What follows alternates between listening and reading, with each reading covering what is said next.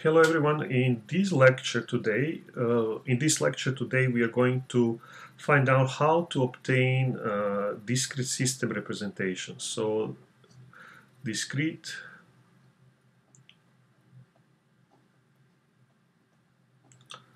system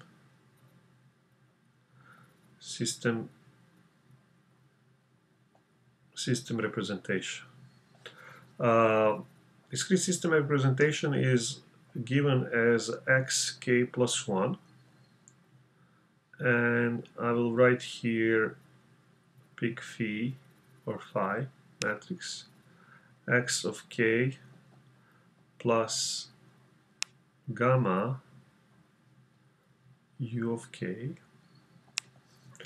y of k c discrete x of k plus t discrete u of k. In other words, we are claiming that there is a similar to the continuous state space discretization discrete system or state space representation that is given by the following four matrices: phi, gamma, c discrete, and d discrete. And this discrete system representation is obtained from continuous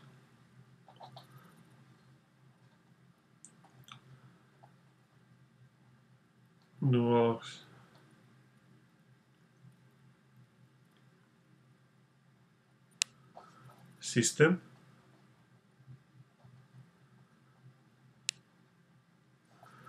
which in the case that we are going to utilize and derive takes the following form of the scalar system representation.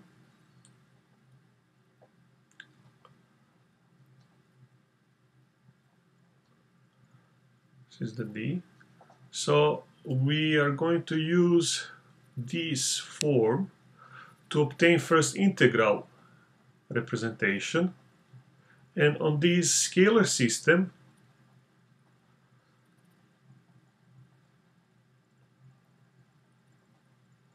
integral representation, and this scalar system we are going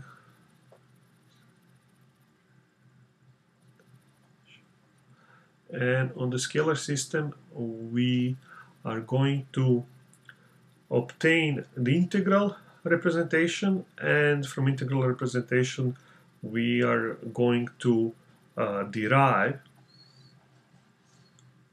discrete system representation. So this is how we start. We define a continuous, we know how to obtain the continuous model dynamics, we go to integral representation, and then integral representation will allow us to obtain discrete system representation. Okay, having this in mind, let us look for this scalar system how the integral form looks like.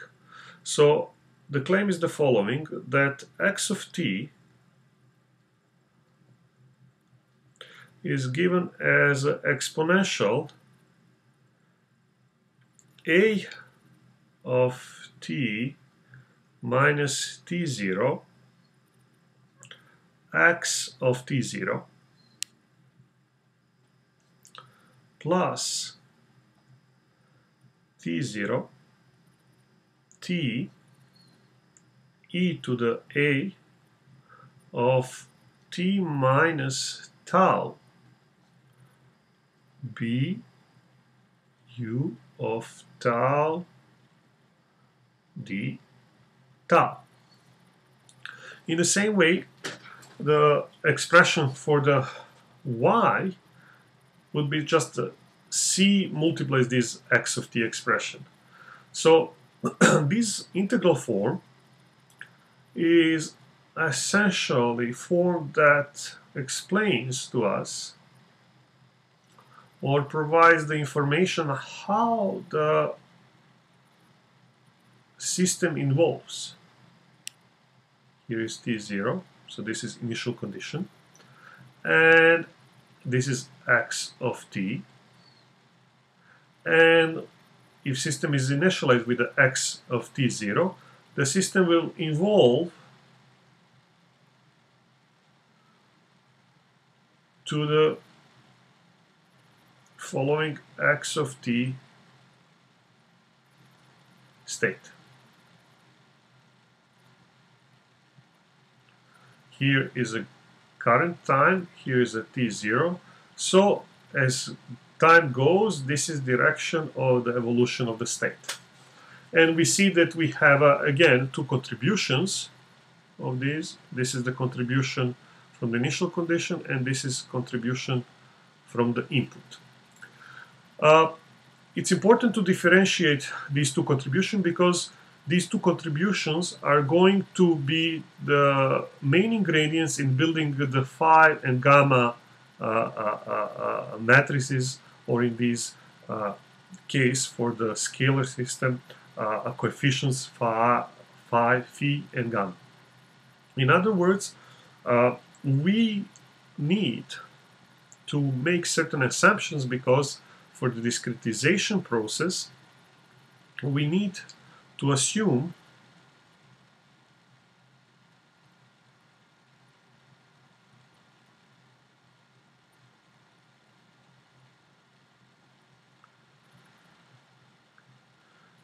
make assumption that function u of t,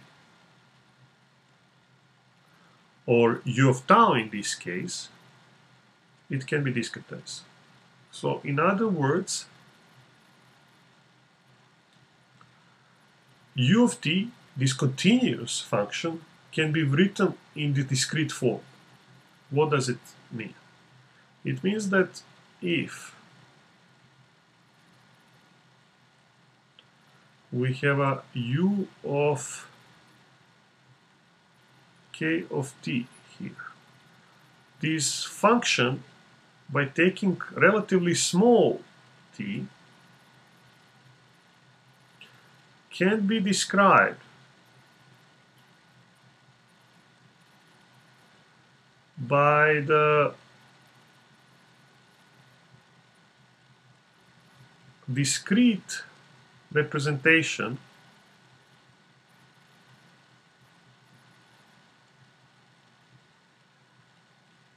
where at each time instance, here for example this is at k0,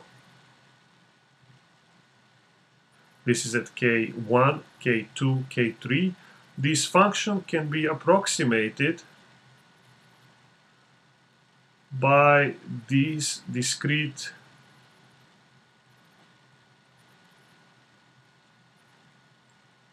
function as u k of t. In other words, if we have this assumption,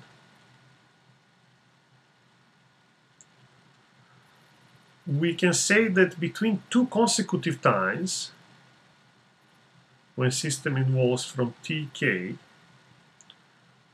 to tk plus 1, we hold u at tk constant. So it does not change. Essentially, across the small interval, this function is constant. This will help us to move this expression out of the integral and solve this integral separately. If we have this, that system evolves from tk to tk plus 1, we can easily write that tk is equal to k multiplies sum t, which is discretization time, and the tk plus 1 is going to be k plus 1 multiplies t. This is discretization time.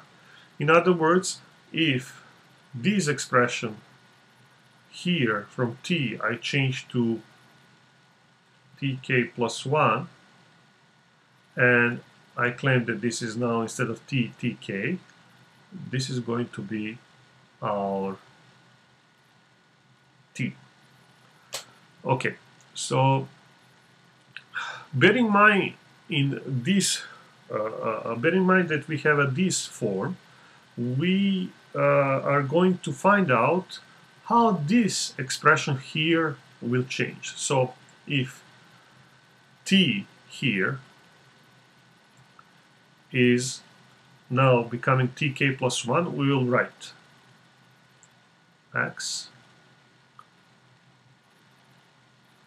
tk plus 1 equal e to the a tk plus 1 minus tk x where at t of k plus from t of k to t of k plus 1 e to the a of tk plus 1 minus tau. Okay, be careful here. This is tk b u of tau d tau, and then we can rewrite this again by assuming that tk plus 1 is just that discretization time tk plus 1. E becomes a multiplies t, x becomes t, and integer instance t of k, plus, and here again we have a kt, and here we have a t k plus 1 e to the a t k plus 1 minus tau b, and since we can utilize expression u t k t, in this case u tau kt, this leads that u, it's not anymore the function of tau, but it's just a constant that is defined at the beginning of the interval k of t. You see, k of t. In other words, at this instance, from this point to this point, this is kept constant in that integral. In other words, from here to here, this evolution from tk to tk plus 1, it's under the constant function. I will put this with the, this is the constant function u k of t. Okay, so if we have that, this leads to the following simplification of the above expression, that this term here, b can go outside of this because it's not function of tau. We can just work out this integral, and in order to work it out, we do the standard change of variables, tk plus 1 minus tau equal p. Differential of these is minus a d tau equal dp. A again t k plus 1 minus, when we substitute the upper limit and lower limit, it will become t k plus 1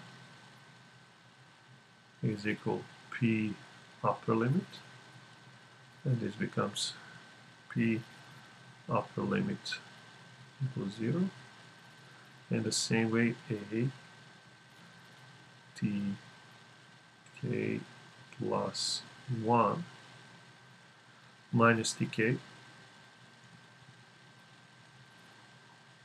p lower limit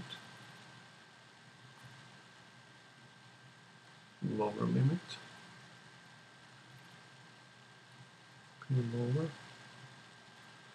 is equal a t. In other words, this entire integral is going to take the following form,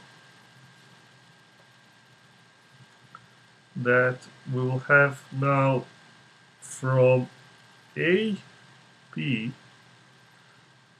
to 0 minus 1 by a exponent to p dp,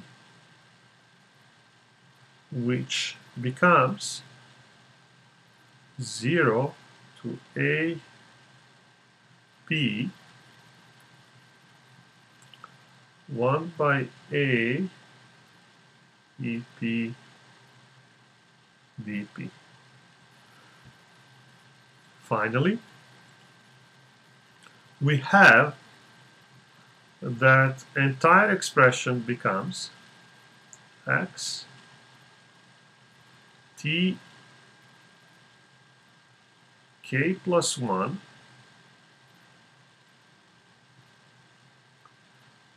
e to the a of t x t k plus 1 by a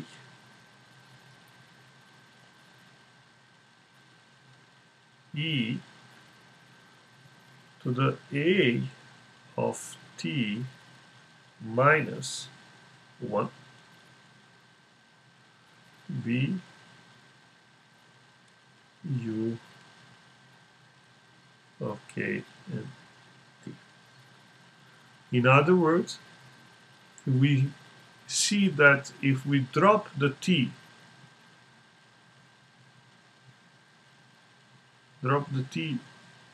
dependence, this leads to the following expression, that this term here is phi and this entire term is gamma.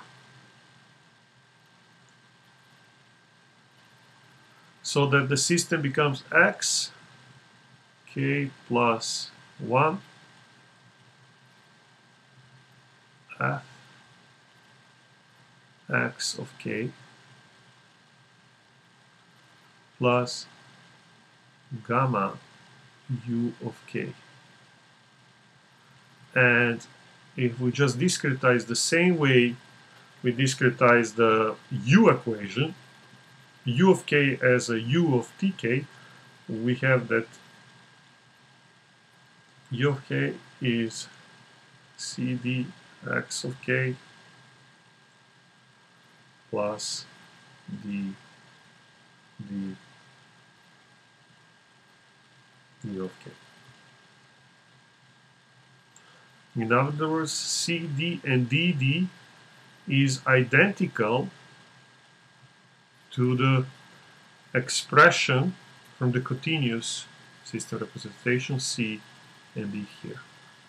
We just see that there is a relationship that includes the coefficients of the continuous system dynamics and discretization time, and that expression is exactly that this phi or phi is going to be exponent a of t, and gamma is this entire expression that relates discretization time A coefficient and B coefficient, which is the coefficient that is associated with the input vector.